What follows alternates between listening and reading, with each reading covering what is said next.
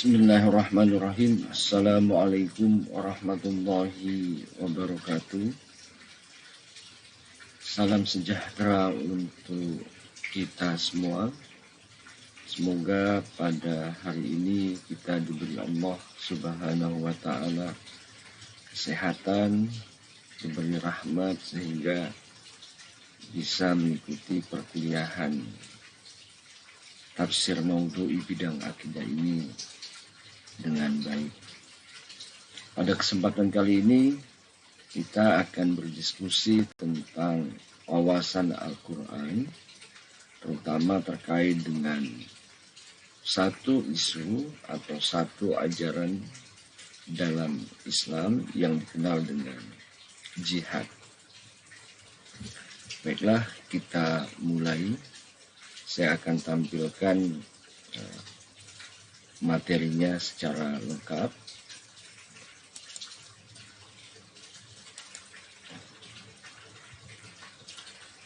Kita mulai dulu pada pendahuluan. Di dalam Islam kita mengenal satu ajaran yang kita kenal dengan istilah atau ajaran tentang jihad. Tapi memang pemahaman tentang jihad itu saya kira perlu kita pahami kembali. Pemahaman kita tentang jihad perlu kita sosialisasikan ke publik agar tidak terjadi miskonsepsi, mispersepsi, dan misunderstanding tentang konsep jihad dalam Islam. Karena saat ini pengertian jihad itu tampaknya semakin menyempit. Jihad hanya dipahami sebagai perang suci, holy war, atau perang bersenjata, jihad fisik militer. Bahkan di kalangan masyarakat sendiri ada yang mengasosiasikan jihad itu dengan ekstremisme, radikalisme, bahkan terorisme. Saya kira memang konsepsi masyarakat barat yang demikian itu wajar. Karena mereka melihat tampilan-tampilan tentang kekerasan yang dilahirkan oleh sebagian masyarakat Muslim yang memiliki pemahaman yang kurang tepat tentang jihad.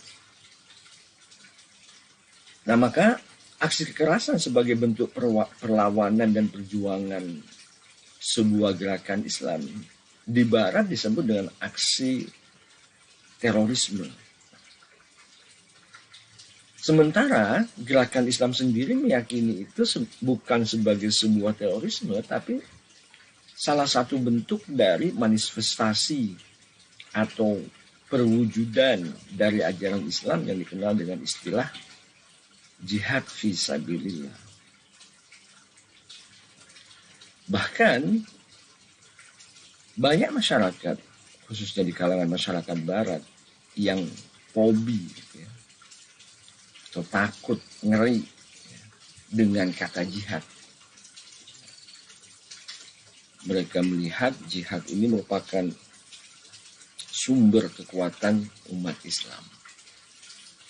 Tapi sebenarnya banyak juga masyarakat Muslim yang tidak memahami jihad itu sebagai sebuah aksi kekerasan.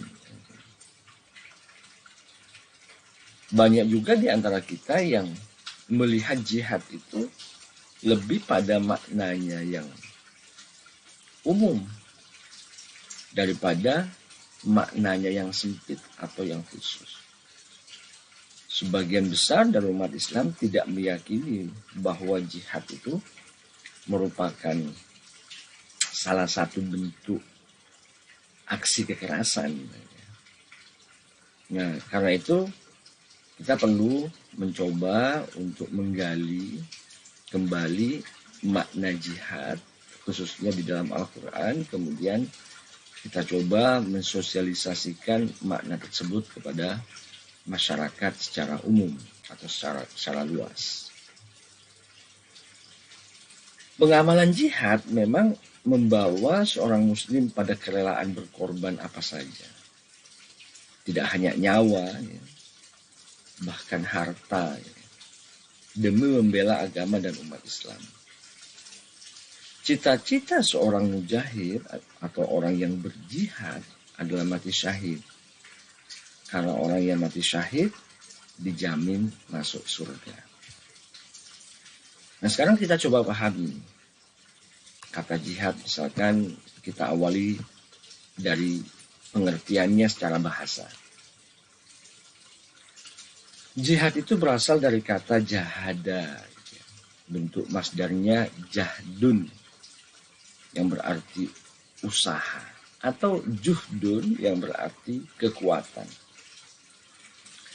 Secara bahasa, asal makna jihad adalah mengeluarkan segala kesungguhan, kekuatan dan kesanggupan pada jalan yang diyakini bahwa jalan itulah yang benar. Karena itu menurut Ibnu Abbas, salah seorang sahabat Nabi Muhammad SAW, secara bahasa jihad berarti mencurahkan segenap kekuatan dengan tanpa rasa takut untuk membela Allah terhadap cercaan orang yang mencerca dan permusuhan orang yang memusuhi. Jadi jihad itu menurut Ibnu Abbas mengeluarkan segala kekuatan kita tanpa rasa takut untuk membela Allah. Nah, secara istilah, jihad itu artinya sangat luas. Mulai dari mencari nafkah hingga berperang melawan kaum kafir, yakni kaum yang memerangi Islam dan kaum muslimin. Bayangkan, jadi jihad itu sebenarnya sangat luas artinya. Termasuk di dalamnya ketika kita berupaya, berusaha untuk mencari nafkah, untuk memberikan nafkah kepada keluarga kita, itu adalah jihad. Tapi mungkin itu tidak kita sadari atau tidak kita jadikan acuan ketika kita berusaha untuk mencari nafkah. Mungkin itu hanya kita pahami sebagai sebuah kewajiban kita untuk keluarga. Padahal mencari nafkah itu juga merupakan salah satu bentuk pengertian jihad dalam arti yang luas. Selain memang jihad juga berarti berperang melawan kaum kafir. Nah, dalam istilah syariah, jihad berarti mengerahkan seluruh daya kekuatan untuk memerangi orang kafir dan para pemberontak. Kita harus memahami pengertian ini dalam konteksnya. Tidak bisa kita pahami pengertian ini terlepas dari konteks atau sejarahnya. Mengapa jihad itu diartikan sebagai mengerahkan seluruh daya kekuatan kita untuk memerangi orang kafir dan para pemberontak. Saya kira konteksnya saat itu memang masyarakat muslim ini dalam keadaan yang belum stabil, keadaan belum damai. Nah, pertanyaannya apakah pengertian seperti ini itu bisa kita gunakan dalam konteks saat kita sekarang, terutama kita yang tinggal di Indonesia. Saat ini kita tidak mengalami seperti situasi, kondisi di mana istilah jihad itu diartikan. Karena itu kita harus mencoba untuk memahami jihad ini dalam konteks keindonesiaan. Pengertian lain misalkan dikemukakan oleh Ibnu Taimiyah. Menurutnya jihad itu hakikatnya berusaha dengan sungguh-sungguh untuk menghasilkan sesuatu yang diridhoi Allah, berupa amal soleh, keimanan, dan menolak sesuatu yang dimurkai Allah, berupa kekafiran, kefasikan, dan kedurhakaan. Kita lihat pengertian Ibnu Taimiyah ini. Dalam pengertian ini, Ibnu Taimiyah tidak menyebut istilah perang. Tapi justru dia menyebut amal soleh, keimanan, menolak sesuatu yang dimurkai Allah. Baik itu kekafiran, kefasikan, dan kedurhakaan. Jadi kalau mau kita simpulkan pengertian dari Ibnu Taimiyah ini, jihad itu adalah ketaatan kita kepada Allah. Kita tinggalkan keburukan, kemudian kita mengerjakan kebaikan. Itu sudah merupakan bentuk dari jihad. Jadi tidak hanya berperang, sebagaimana saat ini jihad itu selalu dihubungkan dengan konteks perang. Atau dihubungkan dengan konteks perlawanan, dihubungkan dengan konteks kekerasan. Karena itu, cobalah kita pertimbangkan beberapa pengertian yang dikemukakan oleh para ulama. Salah satunya adalah pengertian yang disampaikan oleh Ibnu Taimiyah. Nah, makna jihad lebih luas cakupannya daripada aktivitas perang. Jihad meliputi pengertian perang, membelanjakan harta, segala upaya dalam rangka mendukung agama Allah, berjuang melawan hawa nafsu, dan menghadapi setan. Jihad itu memiliki dimensi yang luas atau memiliki cakupan makna yang luas. Membelanjakan harta di jalan Allah itu jihad. Mendukung agama Allah itu jihad. Melawan hawa nafsu itu jihad. Bahkan kita taat kepada Allah dalam menghadapi godaan setan itu juga merupakan jihad. Kata jihad dalam bentuk fiil atau kata kerja maupun isim disebut 41 kali dalam Al-Quran. Sebagian tidak berhubungan dengan perang dan sebagian berhubungan dengan perang. Dalam hukum Islam, jihad mempunyai pengertian yang juga sangat luas. Dibagi dalam dua pengertian, yakni pengertian umum dan pengertian khusus. Secara umum, sebagian ulama mendefinisikan jihad sebagai bentuk usaha maksimal untuk menerapkan agama Islam dan pemberantasan kezaliman serta kejahatan baik terhadap diri sendiri maupun terhadap masyarakat. Jadi upaya maksimal kita untuk menjalankan ajaran Islam itu jihad. Ya. Selain itu memang ada upaya kita untuk memberantas kezaliman, memberantas kejahatan baik terhadap diri sendiri maupun terhadap masyarakat, itu juga merupakan bentuk jihad. Tapi bagaimana pengertian seperti ini bisa kita terapkan dalam konteks kita saat ini, terutama kita yang hidup di Indonesia? Itu jadi persoalan. Kita perlu mendiskusikan teknis bentuk dari jihad ini bila kita terapkan dalam kehidupan kita. Ya. Untuk diri sendiri mungkin kita bisa mulai berupaya maksimal untuk mencari nafkah, itu sudah jihad. Untuk diri sendiri misalkan kita juga bisa mulai dengan berupaya untuk menjalankan ajaran-ajaran Islam dalam pengertian taat kepada Allah dan Rasul-Nya, itu juga merupakan jihad. Pengertian lain, ada juga yang mengartikan jihad itu sebagai berjuang dengan segala pengorbanan harta dan jiwa demi menegakkan kalimat Allah dan membela kepentingan agama dan umat Islam. Ya, di situ coba kita lihat pengertian mengorbankan harta. Mengorbankan harta bagian dari jihad. Mengorbankan jiwa juga bagian dari jihad. Tapi kita perlu cermat ketika kita mengatakan mengorbankan jiwa. Apa yang dimaksud dengan mengorbankan jiwa? Apakah mengorbankan jiwa itu dalam bentuk harus bunuh diri?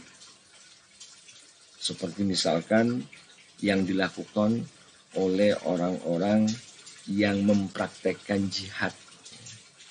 Menurut mereka jihad itu meledakkan diri sendiri di hadapan banyak orang. Ya, seperti yang terjadi dan pernah kita lihat di beberapa tempat di Indonesia. Apakah itu yang dinamakan jihad? Saya kira tidak. Menegakkan kalimat Allah itu bisa dilakukan dengan banyak cara. Membela kepentingan agama dan umat Islam itu juga bisa dilakukan dengan banyak cara. Nah, upaya menegakkan kalimat Allah dan membela kepentingan agama umat Islam itu bisa kita lakukan misalkan dengan mengorbankan harta kita. Kalau kita nggak punya harta, kita bisa mengorbankan tenaga dan pikiran kita. Bagaimana misalkan kita membangun ekonomi umat Islam ini biar bisa sejahtera. Ya, bagaimana misalkan umat Islam ini bisa beribadah dengan baik, nyaman di sebuah rumah ibadah. Saya kira itu merupakan salah satu bentuk untuk menegakkan kalimat Allah, membela kepentingan agama. Jadi tidak harus dalam bentuk yang sangat ekstrim. Apalagi sampai mengorbankan diri dalam hal ini seperti yang dilakukan oleh orang yang memahami jihad itu salah satu bentuknya adalah bunuh diri. Nah, kata jihad dalam Al-Quran kebanyakan mengandung pengertian umum. Artinya pengertian jihad itu tidak hanya terbatas pada peperangan, pertempuran, dan ekspedisi militer. Tetapi mencakup segala sesuatu, segala bentuk kegiatan dan usaha yang maksimal dalam rangka dakwah Islam. Amar ma'ruf nahi mungkar.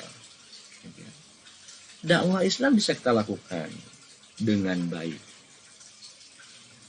Kita punya etika dakwah.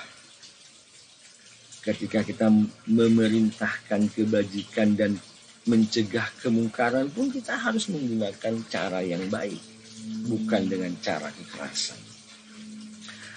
Dalam pengertian umum ini, berjihad harus terus berlangsung baik dalam keadaan perang maupun damai. Karena tegaknya Islam bergantung pada jihad. Tapi pengertian jihad itu harus kita batasi pada pengertiannya yang umum, bukan pengertiannya yang khusus.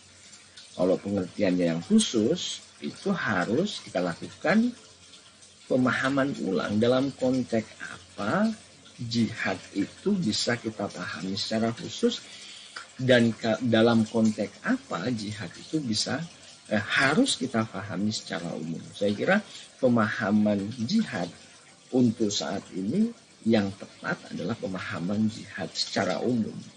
Kalaupun jihad itu mau difahami secara khusus, tapi kita harus mempertimbangkan teknis pelaksanaannya.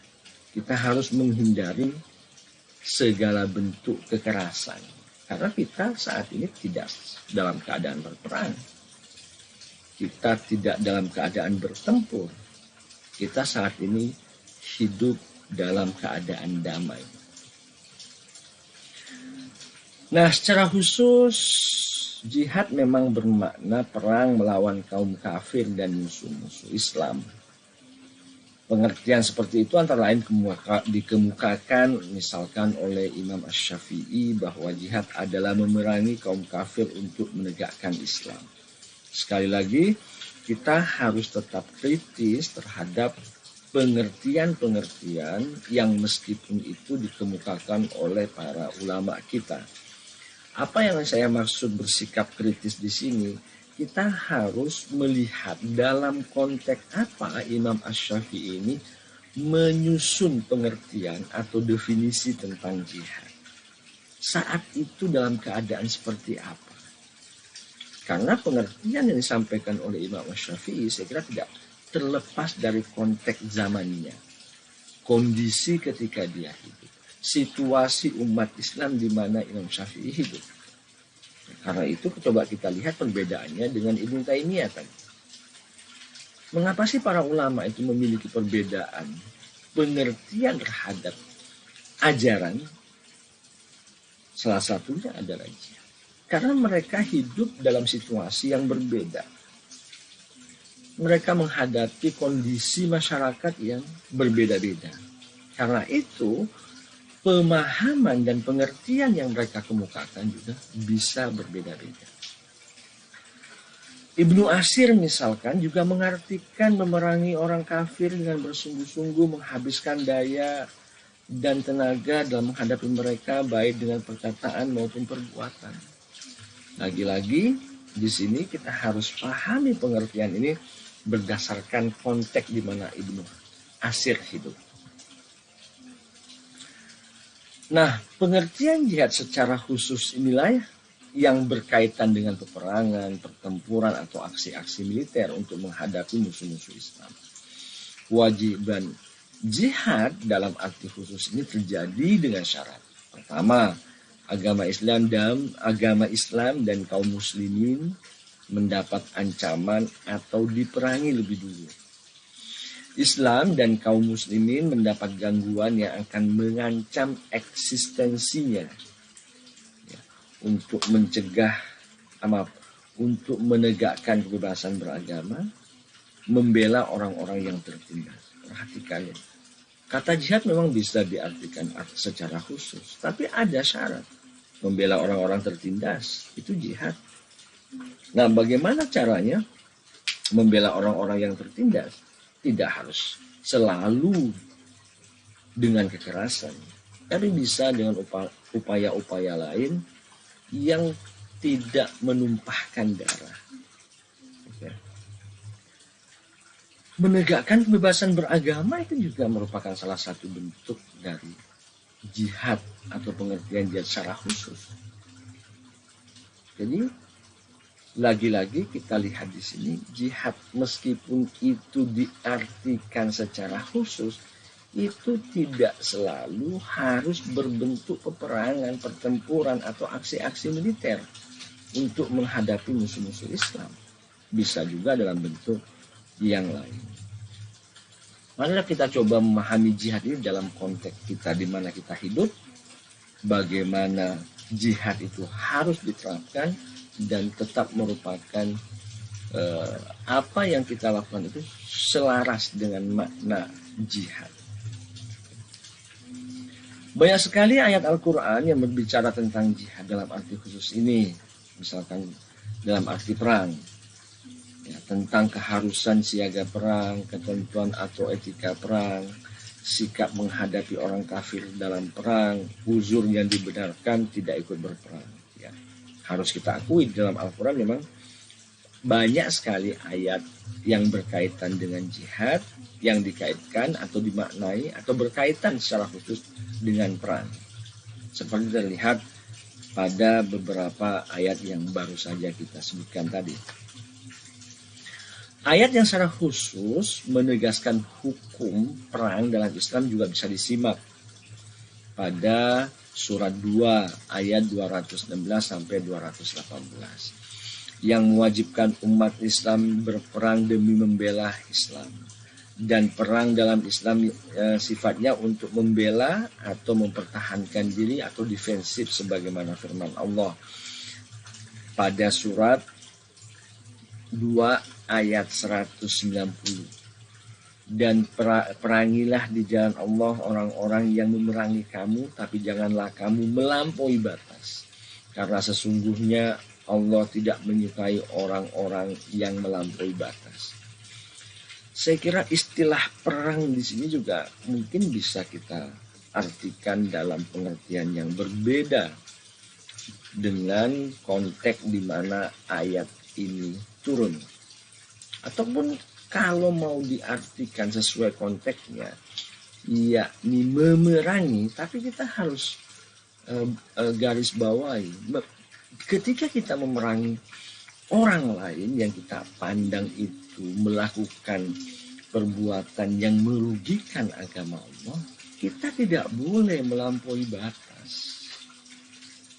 Ya, kita lihat misalnya ada kelompok yang disebut dengan ISIS.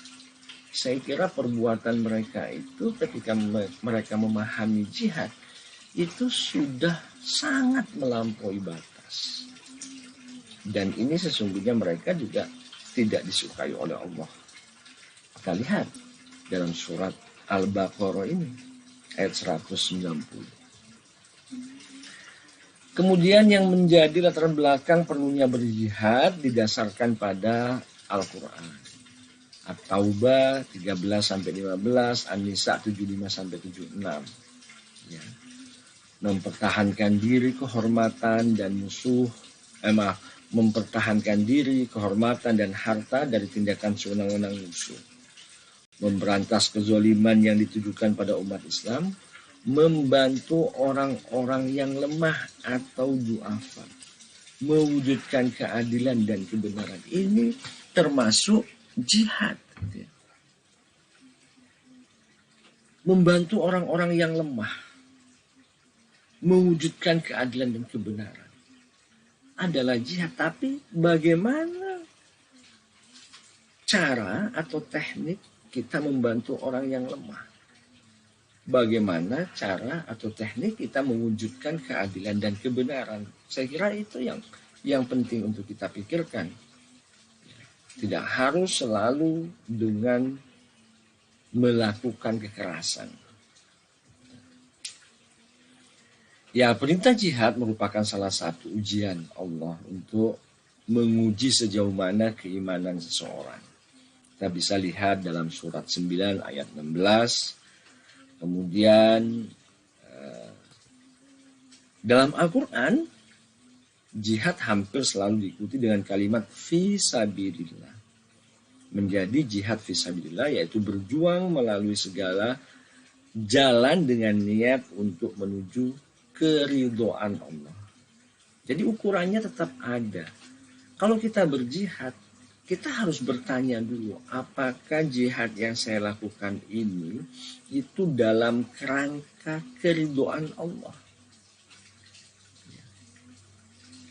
Karena kalau tidak dalam kerangka keridhaan Allah, kita bisa melakukan jihad dengan melampaui batas. Padahal Allah sendiri mengingatkan, kalau kamu berjihad, jangan melampaui batas. Karena melampaui batas itu tidak disukai oleh Allah. Nah, misalkan dalam surat 9 ayat 20,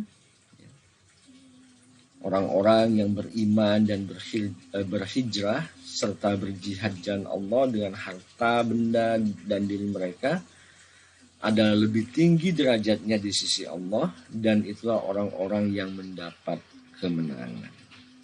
Ya, kita harus memahami ayat-ayat seperti ini dengan tepat.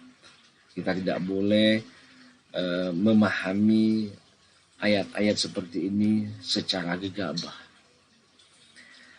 Berdasarkan ayat tersebut, jihad terbagi menjadi dua, jihadul mal, jihad dengan harta, jihadun nafas, jihad dengan diri atau jiwa raga. Yang dimaksud di sini adalah tenaga, pemikiran kita sumbangkan atau kita kerahkan untuk jihad. Itu sudah salah satu bentuk jihad. Jihadul mal yaitu jihad harta, kita sumbangkan sebagian harta yang kita miliki untuk membantu para kaum duafa, itu juga jihad. Kita serahkan aset yang kita miliki untuk menjadi lembaga pendidikan. Di situ kita mengajarkan Islam, di situ kita mengajarkan Al-Quran, di situ kita mengajarkan hadis. Itu juga jihad. Nah, jihad dengan harta itu maksudnya berjuang membela kepentingan agama dan umat Islam dengan menggunakan materi yang kita miliki. Sementara jihadun nafas, yaitu berjuang dengan mengerahkan segala kemampuan yang ada pada diri kita, berupa tenaga, pikiran, ilmu, keterampilan, bahkan nyawa sekalipun. Ibnu Qayyim membagi jihad dalam 3 kategori. Yang pertama, jihadul mutlak. Yang kedua, jihad hujjah. Dan yang ketiga, jihad am. Jihad mutlak adalah perang melawan musuh di medan pertempuran. Jihad hujjah adalah jihad yang dilakukan dalam berhadapan dengan pemeluk agama lain, dengan mengemukakan argumentasi yang kuat tentang kebenaran Islam. Nah, berdiskusi, berdebat, berdialog dengan agama lain dalam konteks menjelaskan agama Islam juga merupakan salah satu bentuk jihad. Gitu ya. Jadi jihad itu tidak melulu perang, tapi kita memiliki kemampuan ilmu pengetahuan, kemudian ilmu pengetahuan itu kita sebarkan, dan kita lakukan dialog dengan orang lain yang tidak beragama Islam. Itu juga salah satu bentuk jihad menurut Ibnu Qayyim. Nah, sementara itu Ibnu Taimiyah menamakan jihad macam-macam jihad gitu ya. Yang pertama, jihad dengan lisan, jihad bil lisan. Jihad dengan ilmu dan penjelasan, jihad bila ilmi wal bayan. Nah, dalam hal ini kemampuan ilmiah dan berijtihad. Jadi jihad itu pengertiannya sangat luas. Kita harus mencoba untuk menggali makna jihad itu sesuai dengan konteks kita. Kita mempelajari pandangan-pandangan ulama yang memahami jihad. Kemudian dari pandangan-pandangan itu kita coba kritisi. Kita coba lihat dalam konteks apa pengertian mereka bangun. Dalam konteks apa pengertian jihad yang mereka kemukakan itu mereka definisikan. Nah, jihad am atau jihad umum yaitu jihad yang mencakup segala aspek kehidupan baik yang bersifat moral ataupun material terhadap diri sendiri maupun terhadap orang lain. Jihad ini dilakukan dengan mengorbankan harta, jiwa, tenaga, waktu, dan pengetahuan yang kita miliki. Jihad ini adalah menghadapi musuh berupa diri sendiri, yakni hawa nafsu, setan, maupun musuh-musuh Islam atau manusia. Jadi tidak harus pergi berperang sehingga kita bisa dikatakan berjihad. Menghadapi diri sendiri, memperbaiki diri, mempelajari ilmu, mengamalkan amal soleh, itu semuanya merupakan salah satu bentuk jihad.